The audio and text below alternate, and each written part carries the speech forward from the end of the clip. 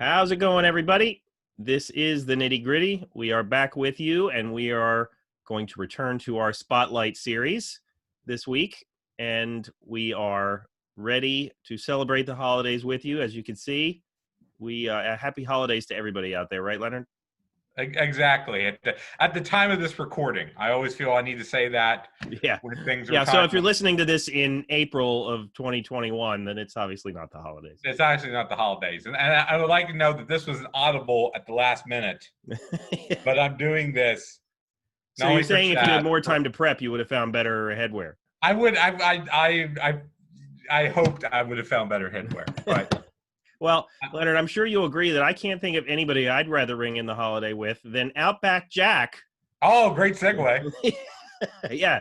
So that is going to be our Spotlight series focus this week. It's going to be Outback Jack. So let's get started with his early years. He is born Peter Stillsbury, born February 4th, 1958. And he is from Australia, and he is from the town that he was billed from in the ring, which is Humpty Doo, which you really have to you almost have to do research twice to discover, okay, yes, this is an actual place. And so that is where he's from, Humpty Doo. And so he started his wrestling career with Stu Hart's Stampede Wrestling, but he was discovered by WWF when they were touring Australia, and he stated in one of his shoot interviews that it was Arnold Skaaland that actually discovered him and another gentleman and said, you know, you're both great, and invited them up for a contract. And he also stated in some of his shoot interviews that he did grow up and watch wrestling. You know, I don't know if he was like an absolute fanatic, but he did watch it. And, you know, he worked in the bush, as they call it in Australia, around farms and things like that. And that was kind of his early years. He, you know, would debut with the WWE as the character Outback Jack, which was obviously modeled after the popularity of Crocodile Dundee, which was a popular movie.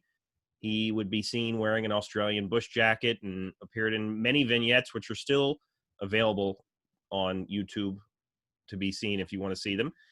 And so that's about it for his early years. And Leonard, when did you first hear of him? Did you watch him when he was debuting? And I think anyone of our generation, if you say Outback Jack to them, they'll be like, I remember that name, but they won't be able to tell you anything about him. right. They won't be able to tell you any matches or feuds or anything, but they'll remember the name.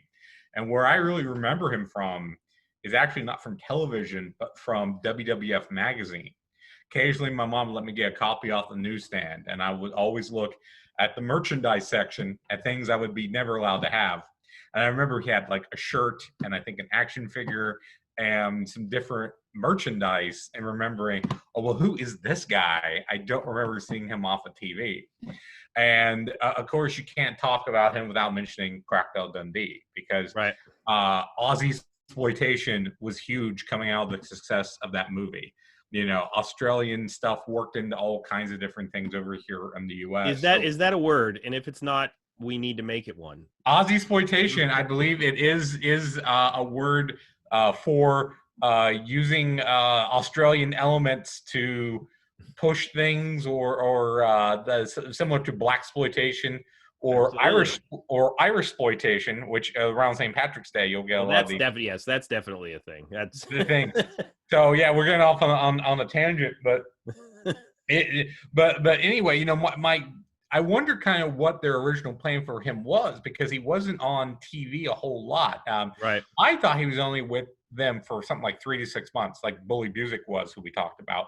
But I looked, and he was there for like about 2 years. Yep, But just he never about. showed up on, you know, any of the pay-per-views or the big super shows or anything at that time. He didn't really have any major feuds or storylines. And like, if you go to the network, there are matches of his on there in the vignettes, and they're all from Primetime Wrestling, and they're all Yep. like filler matches from Primetime Right. that he's on, which we're going to talk a little bit about those matches and his work in WWE coming up. So, like I say, he was rarely on television or pay-per-view. So I'm just kind of interested in what the initial plan was. Like if they were like, hey, we just create this Australian character and we put him out there and we make him the biggest Australian stereotype possible. Right. And I think that was kind of the point. Like we were talking in the Tito episode about how Vince liked to have guys from different countries. Yeah. And that was a big thing, back even in the Vince Senior days as well. And I think that was the goal here. They found this great big guy from Australia who had a really good accent, and he looked the part, he lived the part, and, let's model him after Crocodile Dundee. And even in one of his shoot interviews, they asked him to recite one of the famous lines from Crocodile Dundee, that's not a knife, that's a knife. I'm not even going to mimic it because I don't sound like Paul Hogan. No. But anyway, so I think that was pretty much the goal. Yeah, and he doesn't look like Crocodile Dundee, but he looks like his friend Donk from the movie. Yeah. And he actually mentioned in the same shoot interview that he knew Donk. Right. That he knew Paul Hogan a little bit, but he actually knew Donk better. And so that's what I think it was, is go find this. And of course they dressed him in the bush jacket and the bush hat, and they give him Tiny Kangaroo Down Sport for his theme song. And his finisher is the boomerang, which is a clothesline from behind. It looks awkward every time he goes for it. And I would have went with a ricochet clothesline. Like have him like miss the guy and then hit him coming back the other way. I do have a lot of thoughts on his finisher. Okay, well we'll get that. Let's talk about his let's talk about his vignettes first. I think. Well, let's before we get there, let's start his spotlight years.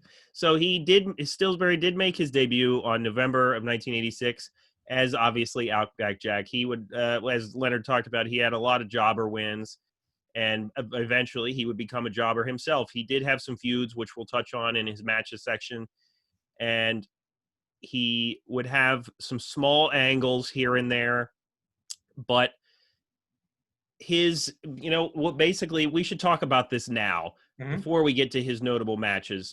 So his career ended in the WWF in Kissimmee, Florida, at the only wrestling event held at I guess it's probably not named this now, the Tupperware Convention Center, which is really just an awkward name. Yeah. On May 15th, it had a removable roof though. Oh yeah, it made like a burp noise when you popped it, but you could pop the roof on it. Of course.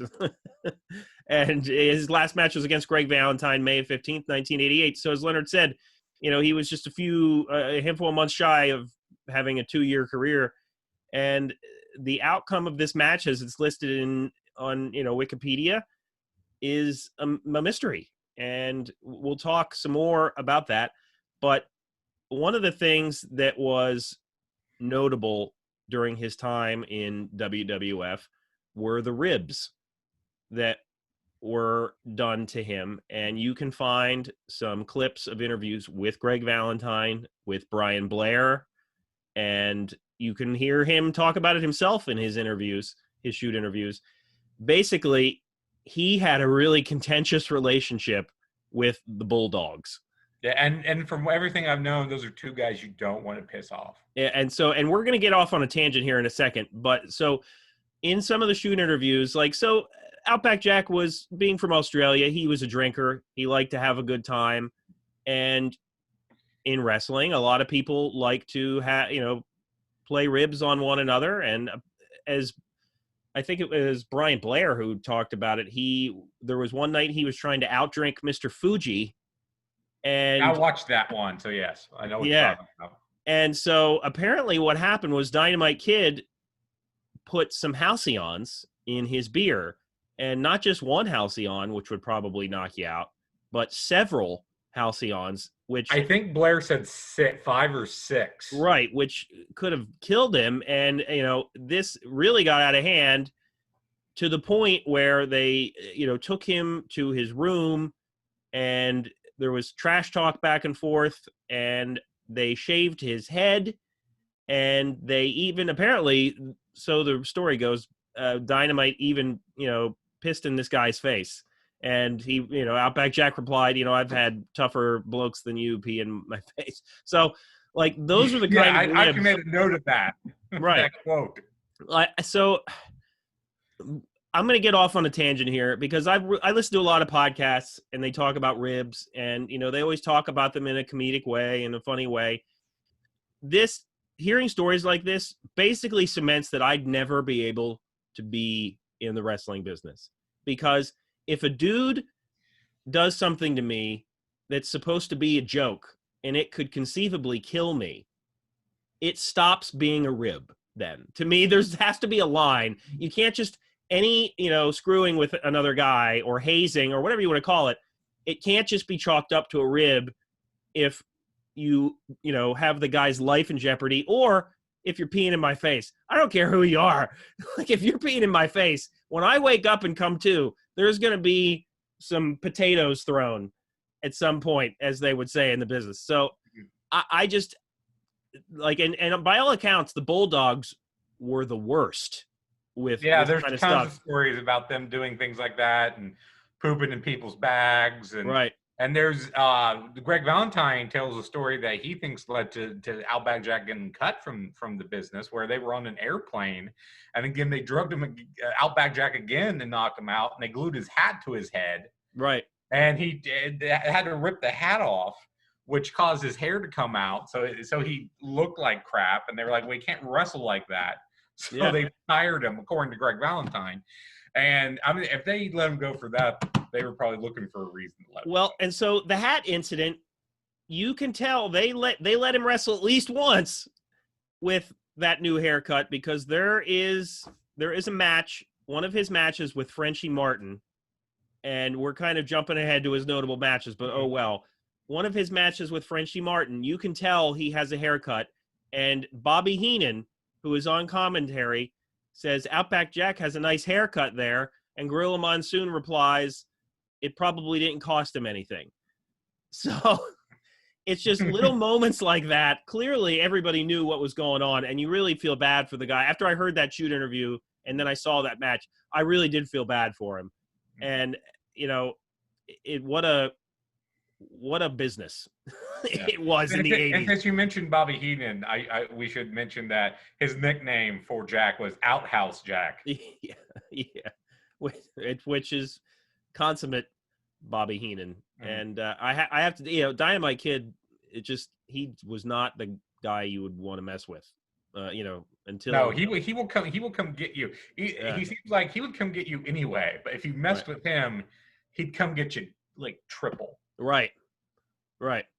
So yeah, that is one of the big, and every shoot interview, either a fan or the hosts themselves ask him about the Bulldogs in some way, shape, or form without actually spelling out what happens. And he basically just refers to Dynamite as a really, really bad man. And he said, to quote him, he said Davey Boy Smith was as dumb as a fence post, and basically just did everything Dynamite Kid wanted, which I suppose in that era I could see that.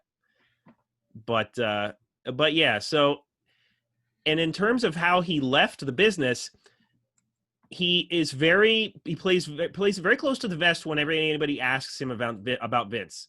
He says Vince was not one of his favorite people, and in one of the shoot interviews I listened to, they specifically ask him, like, what happened, what was the issue, and he says, those things are personal, I want to keep them to myself. So clearly there was something happened, and there was an issue there. Whatever it was, we will never know.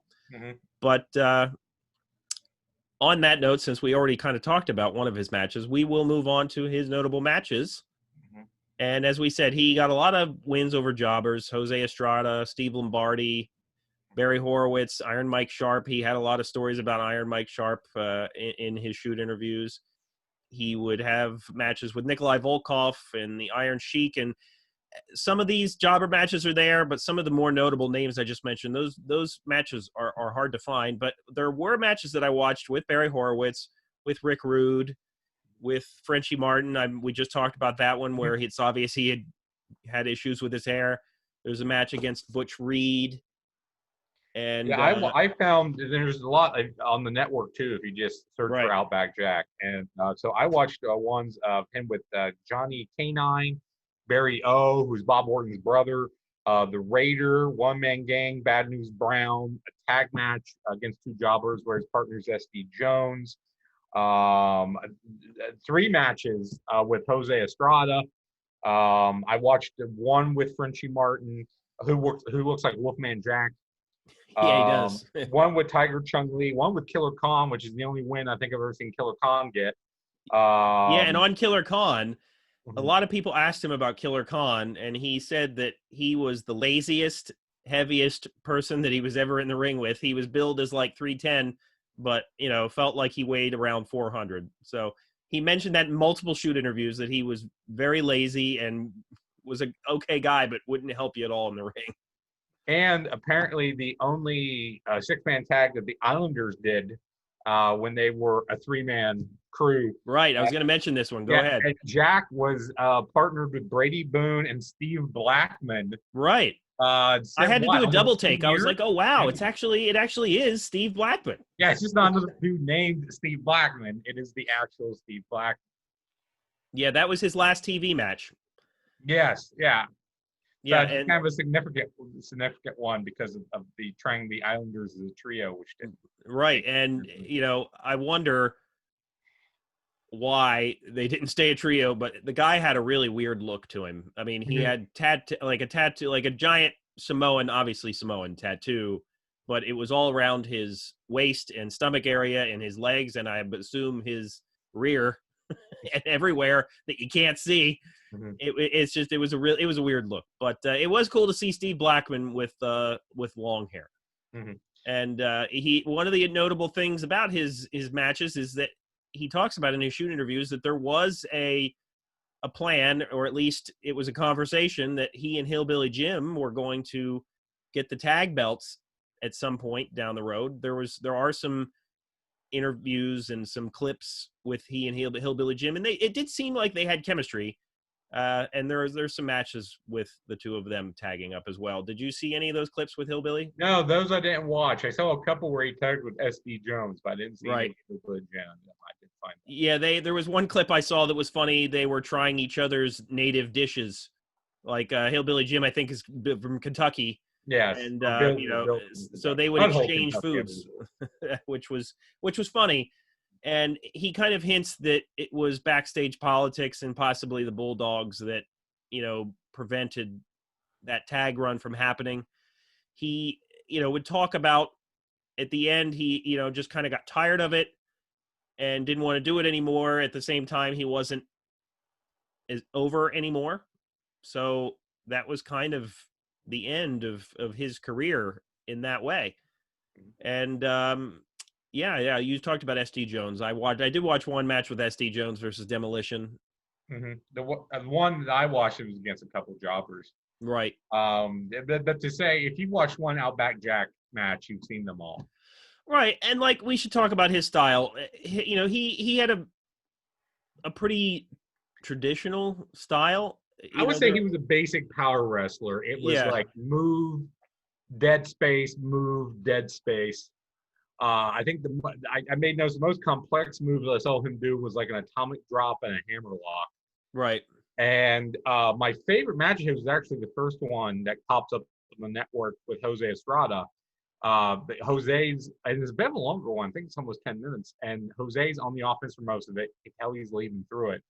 And he does this spot where he does a double ear lift, where he takes Jose by the ears and lifts him up off the mat. Oh, wow. Like a double choke lift, but with the hands on the side of the head. And it's an incredible looking spot. And Jose sells it well. So that was probably my favorite thing in any of the matches I saw. But yeah, outside of that one Estrada match, nothing is really like he wasn't special in the ring by any stretch, but he wasn't horrible either. No, I think this really comes down to the fact that the business wasn't for him. Because it's not just your in-ring ability or how over you are with the crowd. It's also, can you handle life on the road, and do you get along with everybody? Greg Valentine, I believe, said that he was somewhat cocky. It could have just been his demeanor, but who knows? It didn't seem like the business was for him. He did talk in one of his shoot interviews about the fact that he did use steroids when he was with WWF, that he succumbed to a lot of the routine that wrestlers do, where they took something to go to sleep, took something to wake up, and rinse and repeat that vicious cycle by working on the road. So I think that it just wasn't a business that he wanted to stay in, and it is too bad. He was a fun character in a lot of ways, and he is asked about a lot because of how abruptly he left, and the fact that he has an LJN figure, as you mentioned earlier. Yeah, he's got a decent amount of merchandise from the time, Right. considering his spot in the card and how little he lasted. Right, absolutely.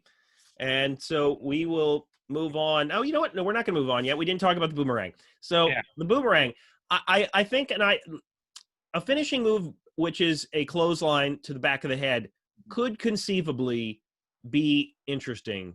But you're right in that it looked awkward. It's half a clothesline and half a bulldog. Yes. And I don't think he knew what to do with it. Right. I think when I wrote down my notes, I think I initially referred to it as a bulldog. But then as I watched some more matches, they talked about it as like a clothesline. And it also, obviously, now that we know a lot more about CTE and head trauma, anything to the back of the head is probably frowned upon now. So I don't think you'll ever see the boomerang make a reappearance in WWE. But also, Randy Savage used to use a hooking clothesline as a signature move, where he would like hook the guy and bring him down. Yeah, so it's almost like a reverse that.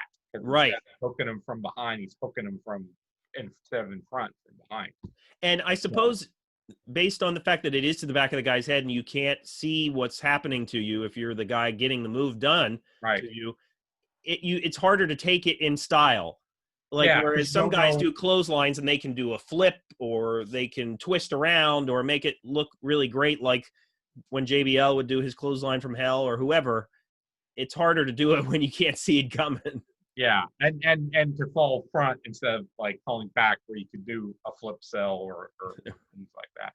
And before we move on too, we should also talk about the vignettes that introduced Outback Jack. Absolutely. Along with those vignettes, I also saw an interview with Gene Okerlund and a spot on the Snake Pit he did with Jake Roberts. But he's not a great interview. He's kind of hard to understand because of the accent and all the Australian slang that he's trying to work in. In the Snake Pit interview, like Jake Roberts kind of takes over getting Jack over. Like you can tell there's a point where he's like, this guy can't talk for crap, and I'm just going to take over and save the segment. Right. He's trying to ask him questions and get him to talk, and it's not happening. But the vignettes were set in Australia. Again, they're all about being as Australian as possible. There's one of him getting painted up by Aborigines. There's one of him drinking in the bar, like from Crocodile Dundee. Shaving with a knife. There's one where he's going to an airport and he doesn't understand how an automatic door works. And it's kind of like in Crocodile Dundee, where he doesn't know how the escalator works. So it's that. It's just, these venues are just to kind of get him over. Oh, and I made a note, the one in the bar just looks like a Foster's commercial. Yeah. So. Because, I thought that too. And there's another one of him trying to swim in the harbor, I assume in the US at the time. And like it is like they're clearly hammering the Crocodile Dundee angle home as much as possible to get the crowd endeared with him. And I think it worked to a degree, but I don't think it stayed. You know, there's some matches that you watch and they're chanting boring, which is never a good sign. So yeah, it's his vignettes were interesting, and I agree with you about the Snake Pit interview. But his post wrestling years also had some interesting stuff, and we did mention his LJN figure. In 2003, Pro Wrestling Illustrated published a list of the top 400 wrestlers. He ranked in at number 371. Yeah, 400 of WWE, wasn't it? Or it was overall? Yes, 400 wrestlers in WWE history. Yes. Okay, because overall, I don't know. He might not make the cut. You're right. Yes. He said in interviews he doesn't think about his rest time in WWF a lot. He would take place. He currently lives in Fort Lauderdale, Florida, and he would take place in caber tossing events. And sadly, his eyesight has declined. He is blind in one eye and has really next to no vision in the other. So he's pretty much blind altogether. I think in one shoot interview I watched, he was wearing dark sunglasses. Wasn't right? Yeah. But it hasn't stopped him from taking part in shoot interviews, and he does seem like a genuinely nice guy. Yeah, I know the one I watched. He someone had wrote in a question about he went to an hotel back in the day to try to catch some autographs for some guys, and like Hogan blew him off and a couple others, but Jack talked to him, signed for him, and he said, "Yeah, why wouldn't I do that?" So, and I think that was genuine from him by saying, yeah, why wouldn't I sign an autograph and chin wag, as he said, with a fan for a few minutes. Right. So we'll move on to some random notes that we didn't touch on, basically from our research and our listening to the shoot interviews. He was taught a lot by Les Thornton. He talked about one wrestler, Steve Strong, who tried to shoot on him in the ring, and apparently it just became a for lack of a better word, a real fight there for a little bit. I vaguely remember Steve Strong. I think he was in AWA for a bit, and then I think he went over to Japan for a little bit. Yep. He, I guess initially, for a while, he had a crocodile on the back of his jacket to the ring, and there's a story where I guess at one point then the crocodile disappears from the back of his jacket, and they asked him what happened with that, and I guess somebody stuck meat into the crocodile's mouth, and it became really gross and smelly. So like this guy, like people, they would not stop messing with him, clearly, and eventually he said he didn't like Vince and didn't want to take the shit anymore. Can't say you blame him after everything. Yeah, especially considering at that point he probably knew where he was at in the card. He wasn't going up and he wasn't going down. He was at the jobber to the stars line, as they say, Right. And one of the things, I really do feel like this is a low-key dream match that we never got to see. After he left, he did try to come back at one point, and he proposed a feud with Skinner. And he thought that would have been a money feud because, he was, this heel character, and Outback Jack was somebody that the crowd liked, and unfortunately, we never got to see that. Vince and then they could have brought in Scott Gator Hall for a triple threat. Yeah. So, it's a shame that we didn't get to see that. That's maybe they'll come up next time we do Fever Dream matches. I don't even know if Outback Jack is on there, which is a crime. So I'm going to have to put him on there. Yeah. Well, you know what? While we're here, I'm going to say I would give the advantage to Skinner in those matches because Steve Kern is a much better worker than Jack. Booking wise, you may have him win the feud, but I think Kern would wind up winning most of those matches based on being a better worker than Jack was. Oh, you know what? See, this might be our first disagreement. Steve Kern is a better worker. I grant you that, but Outback Jack's a pretty big boy, and I feel like if he was able to get that boomerang going, I don't know. I might have to go with Outback Jack on this. See, this is why this would be a great feud that we didn't see. Yeah, I know. I think Kern plays the heel. I think he would use his speed and his agility to keep Jack off kilter and stay away from him. And I think he would win by cheating most of the time. Yeah, you're probably right there.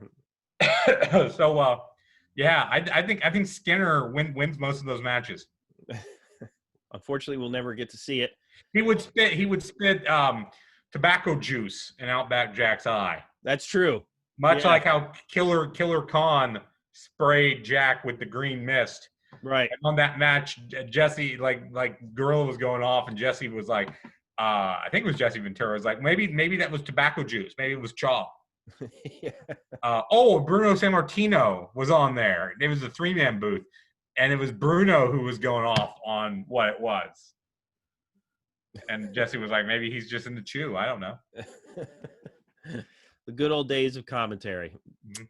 Well, I don't really have any final thoughts on this guy. I think that he made an impression based on how colorful Mhm. his character was.